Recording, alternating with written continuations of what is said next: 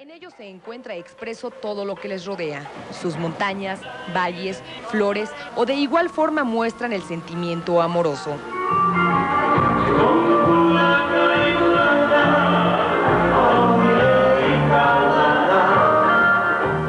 Famosos por sus bebidas exóticas y medicinales, cuyo sabor conquista a los paladares más exigentes. Por todo esto, la cultura hawaiana se ha consolidado como precursora de las más bellas expresiones artísticas.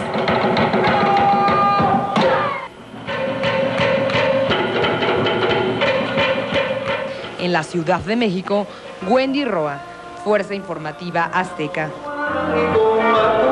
Pero no necesitamos ir hasta Hawái, está muy lejos. Aquí estamos ya.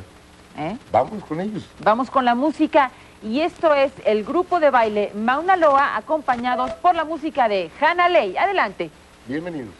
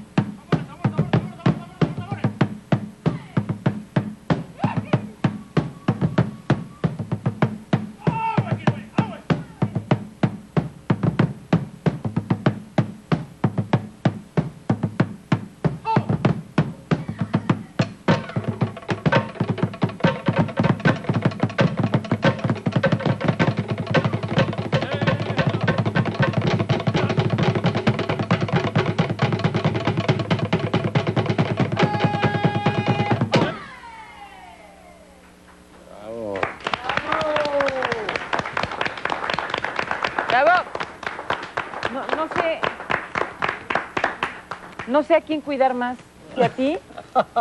Acabo de descubrir lo más hermoso, Sí. algo más hermoso que el arte hawaiano, es el arte hawaiano mexicano, una combinación. Así es. Pero Gracias. los dos encantados. Pues que están, como decía un amigo mío, estas chicas sí están bien proporcionadas. No para nosotros, pero sí para ustedes. Por cierto, estamos hablando de la boa.